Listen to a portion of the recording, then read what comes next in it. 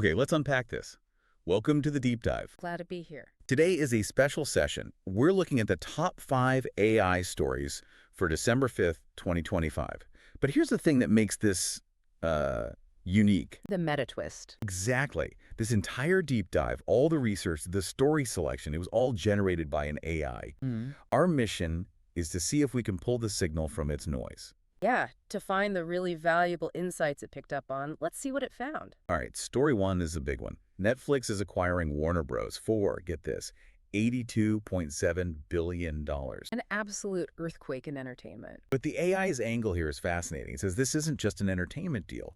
It's a massive, massive acquisition of AI training data. It's all about the library. Everything from Harry Potter to Casablanca is now just, raw fuel for Netflix's model. And they already have the engine for it. They do. They have over 15 years of deep machine learning expertise. You marry that with this iconic content library, and you've got the foundation for a potential Sora-like generative video product. But what about creativity? I mean, you have people like Jane Fonda calling this kind of thing catastrophic. And that's the central tension, isn't it? Is it about the art, or is it just about the data structure of the art? Well, speaking of tension, let's move to story 2, which is a much darker side of the societal reaction to all this. Right. It's the troubling case of the anti-AI activist, Sam Kirchner. He's 27, formerly with the nonviolent group Stop AI, and he's now disappeared. Police consider him armed and dangerous. And this came after alleged threats to OpenAI employees. Yeah. Look, this is a tragic situation, but it kind of reflects the psychological toll of the apocalyptic rhetoric that's just everywhere in tech right now. You mean from the doomsayers? Well, yeah, and even from figures like OpenAI's CEO Sam Altman himself, who can sound pretty alarmist. When you're constantly told the world is about to end, it can push, vulnerable people to do extreme things. Okay, let's shift gears. Story 3 brings AI right into our physical world. Yeah. Meta has acquired the startup Limitless. Ugh. The conversational pendant, the little device that records your conversations to index them for you. That's the one, and it's a classic big tech move. Limitless is stopping hardware sales immediately. And they're only supporting existing users for 1 year, right? For just 1 year, and subscriptions are gone.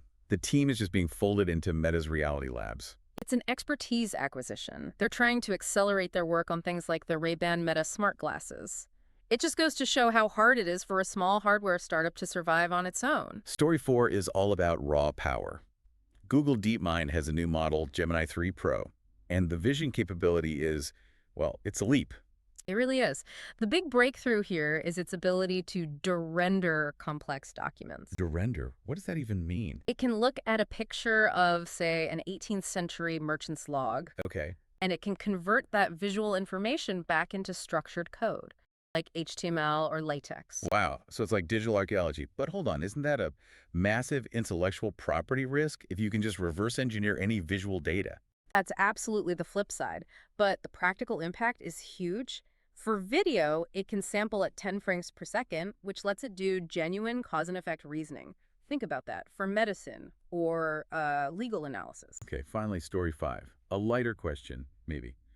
Can AI ever actually be funny? The million-dollar question. So the AI pulled sources from comedians like John LaJoy and Wallonius Hatcher. And what's the verdict?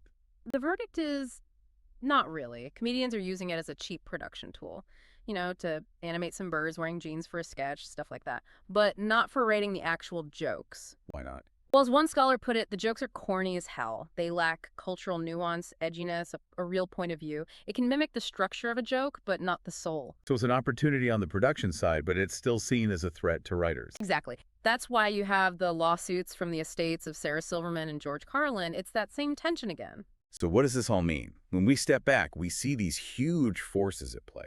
Corporate consolidation for data, the extremes of societal fear, and AI getting woven deeper into our physical world. And here's the thought I want to leave you with. Gemini 3 Pro can now reverse engineer any historical document into code. So what happens when a company like Netflix, with the entire Warner Bros. Archive, uses that same power to reverse engineer the fundamental narrative structures of every classic film they now own? What happens when they can replicate the formula for Casablanca? That's something for you to mull over.